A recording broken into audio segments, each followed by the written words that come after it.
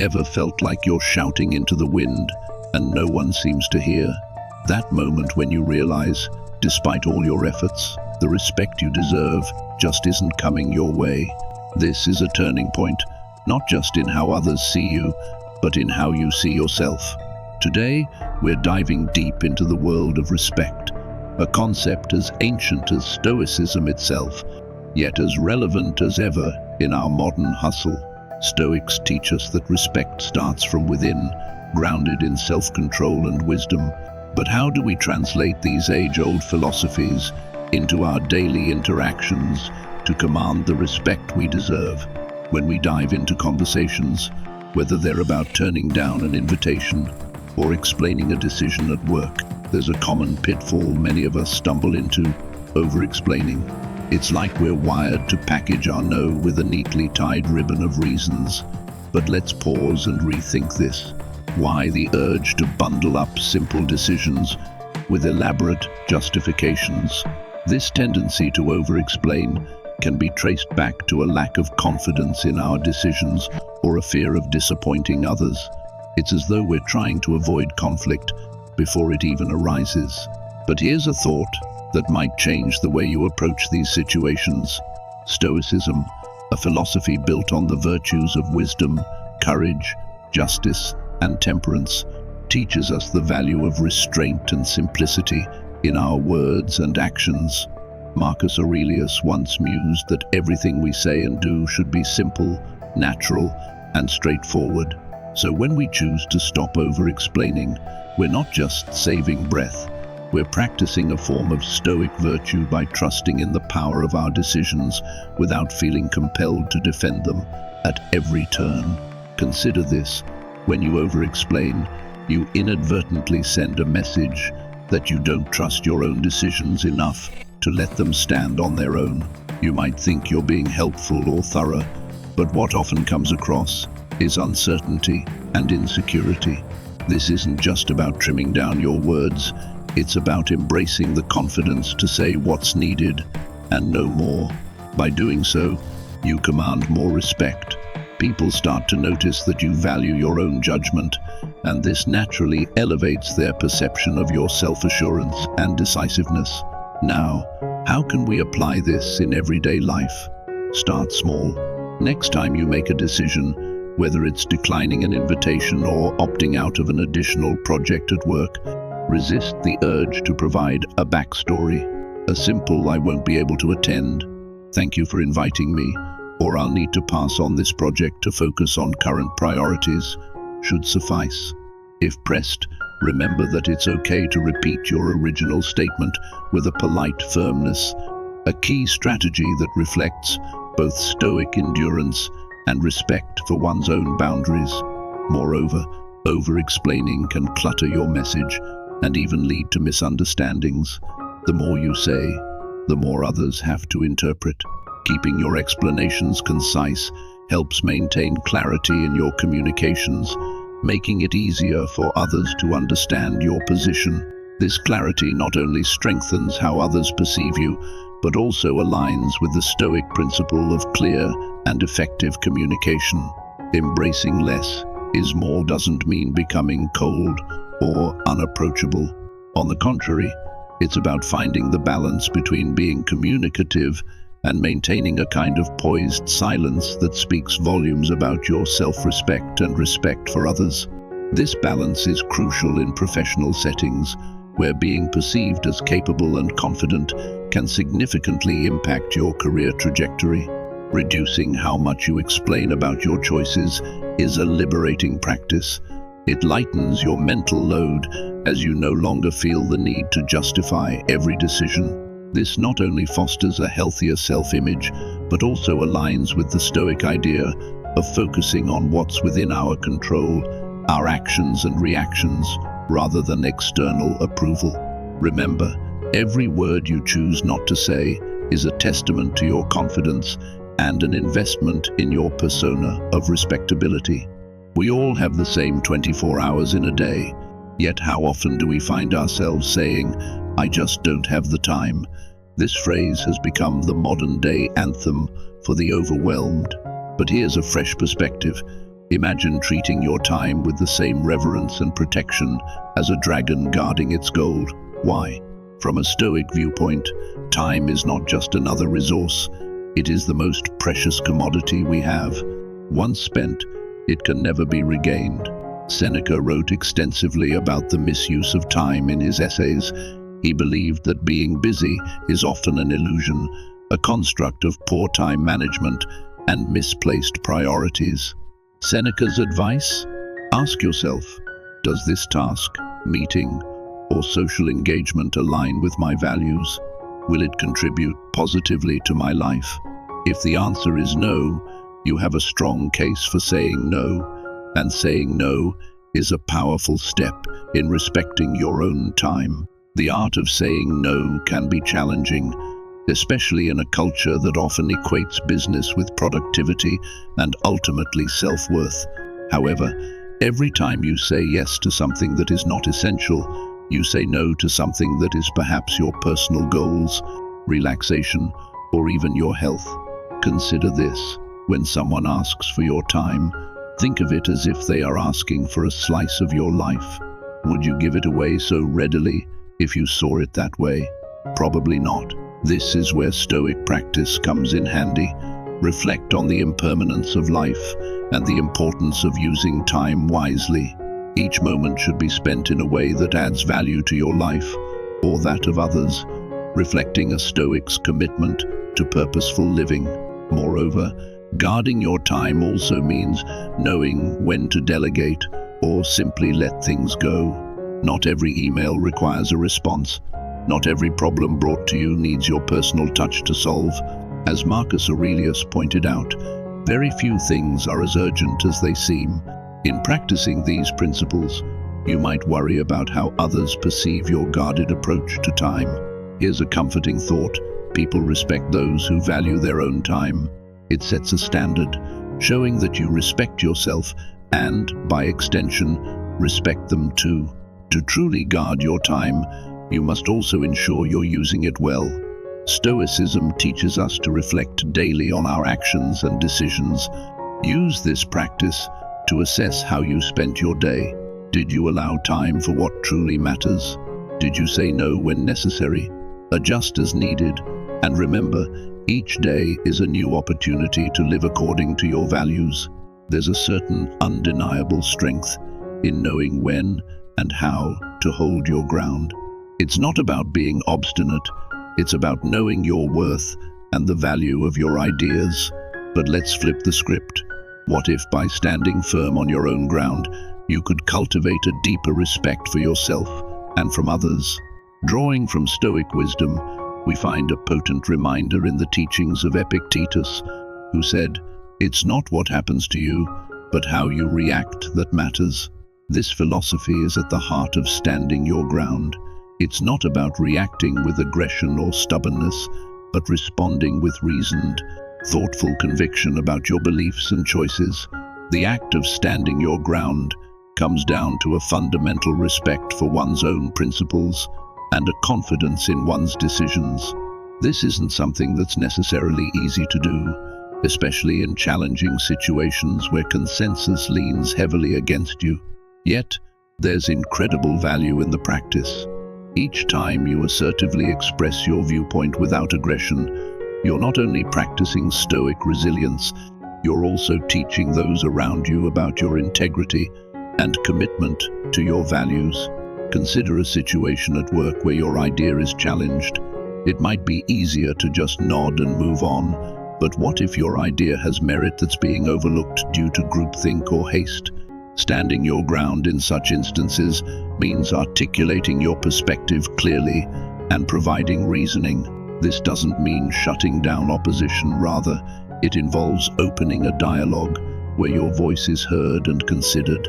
Here, the Stoic practice of dispassionate reasoning comes into play. Present your case logically and calmly, without attachment to anger or frustration. Furthermore, standing your ground is inherently tied to the Stoic ideal of self-control. Stoicism teaches the acceptance of things we cannot change, including the opinions of others. However, there is great personal growth and respect to be earned in simply having the courage to represent your views authentically. In personal relationships, this practice is just as critical. This could be as simple as saying no to additional commitments when you're already stretched thin, or as significant as defending your career choices to family members who envision a different path for you. To truly stand your ground effectively, reflect on why your stance is important to you. What core values are you upholding by holding this position? Are you striving for fairness, integrity, authenticity? Identifying this can give you the strength to persist and the clarity to communicate your position with conviction. Think about it. When someone consistently follows through on their promises, how do you view them? There's a good chance you see them as reliable, dependable, and trustworthy. Now, let's take that a step further. Imagine aligning this kind of consistency with the Stoic pursuit of virtue. Being as good as your word is not just a mark of reliability, it's a testament to your integrity and character. Marcus Aurelius often emphasized the importance of action that aligns with principles. He advocated for living in a way that is consistent with one's philosophy, not just in thoughts, but in deeds. Following through on what you say you will do is a powerful demonstration of this philosophy. It shows that you are not merely caught up in the momentary enthusiasm of making promises, but are deeply committed to seeing them through, reflecting the Stoic value of consistency between words and actions. When you make a promise, think of it as setting an expectation, not just in the mind of the other person, but also creating a future task for yourself. Every time you fulfill a promise, you're essentially telling the world and reinforcing to yourself that you are someone who can be counted on. Consider how this practice can transform your interactions. If you commit to a project at work, see it through with the diligence it deserves. If you agree to help a friend, be there when they need you. Even the smallest promises matter. The act of following through, even on seemingly minor commitments, contributes to a reputation of reliability that can significantly impact how others perceive and interact with you. However, following through on every promise isn't just about fulfilling obligations to others, it's also about self-respect and personal integrity. Stoicism teaches that we should not be disturbed by things outside our control, but it also insists that we fully own the responsibilities within our control. By consistently meeting your commitments, you align your actions with your ideals, which is a core aspect of Stoic ethics. But what happens when circumstances change and following through becomes impossible? Stoicism provides guidance here as well. The philosophy encourages us to adapt to our circumstances with grace. If you find that you cannot keep a promise, communicate openly and honestly about it. Offer alternatives or solutions where possible, and learn from the experience to make more mindful commitments in the future. It's also important to note that being as good as your word includes knowing when to say no. Overcommitting is a common pitfall. It's easy to say yes to too many things out of a desire to please others or fear of missing out. However, spreading yourself too thin can lead to broken promises and diminished trust. Here, the Stoic practice of self-awareness is crucial. Know your limits, understand your capabilities, and commit only to what you can manage. This not only helps you keep your promises, but also ensures that your actions remain sustainable and aligned with your capacity. It's easy to bask in the glow of success and accept accolades, but what about those times when things don't go as planned? Owning up to our mistakes is not just an act of integrity, it's a profound exercise in character building. This step, challenging as it may be, is where real growth happens. The Stoics, with their emphasis on self-awareness and personal responsibility, understood this well. They believed that acknowledging one's own errors is not a sign of weakness, but a courageous act of honesty that leads to improvement. When we talk about accountability, it's about more than just admitting a mistake. It involves taking a step back, evaluating what went wrong, why it happened, and how to prevent it in the future. This process is reflective of the Stoic practice of daily self-examination, where they would review their actions at the end of each day to ascertain what they could have done better. By embracing this practice, you not only learn from your mistakes, but also demonstrate to others that you are committed to continual self-improvement. Accountability goes hand in hand with humility, another core Stoic value. Recognizing that you are fallible and admitting your mistakes can be humbling, but this humility is empowering. It opens the door to learning and growth, which are essential for personal and professional development. Furthermore, when you own your mistakes, you diffuse conflict and build trust. People tend to be more forgiving and supportive when they see someone handling errors with honesty and grace. Consider a scenario at work where a misstep on your part led to a project delay. While it might be tempting to shift the blame or make excuses, taking responsibility can transform a potentially negative situation into an opportunity for learning and team building. By acknowledging the mistake and outlining your plan to rectify it, you set a powerful example for your team about what it means to be a responsible and ethical leader. Moreover, embracing accountability can also enhance your decision-making skills. Each time you own up to a mistake, you are forced to confront the decision processes that led to that error. This reflection can sharpen your judgment, making you more adept at anticipating and mitigating potential problems in the future. In this way, accountability is not just corrective, but preventative. However, accountability is not solely about dealing with failures, it's also about transparency and success. Being open about what works and what doesn't, sharing both your successes and your mistakes, contributes to a culture of openness and learning. This approach not only helps you grow as an individual, but also enhances the collective knowledge and skills of your peer group, fostering a supportive and collaborative environment. Stoicism teaches us that our reactions to our circumstances are more important than the circumstances themselves. Therefore, when you make a mistake, your focus should not dwell on the error itself, but on your response to it. Embracing this mindset not only helps you handle the immediate consequences of your mistakes more effectively, but also aligns you with Stoic principles of focusing on what you can control, your actions, reactions, and personal growth. As we wrap up our exploration of these life-enhancing strategies, it's clear that each one carries a profound significance far beyond what might first appear. Whether it's being concise with our words, guarding our time like a treasure, standing firm in our beliefs, being consistent in our actions, or owning our mistakes, all these principles converge to form a framework not just for earning respect, but for living a deeply fulfilling life. Imagine integrating these practices into your daily life. Each day becomes a canvas on which you paint with your actions, words, and choices, each stroke guided by wisdom and intent. This isn't just about navigating the external world, it's about sculpting the internal landscape of your character.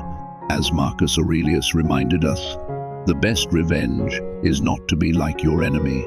Similarly, the best way to earn respect is not to demand it, but to embody it.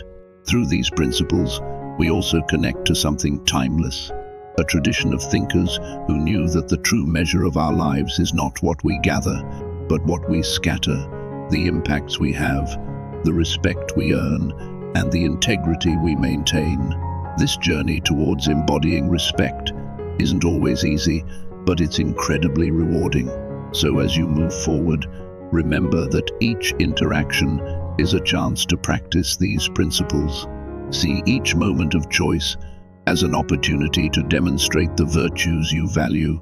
The more you practice, the more natural these behaviors will become, until one day you'll find that you're not just acting with respect, you're living it. Thank you for joining me on this journey today. Here's to living a life that not only seeks respect, but more importantly, deserves it. Keep striving, keep growing, and remember, the most respected person in the room is often the one who knows the power of virtue and the strength of character.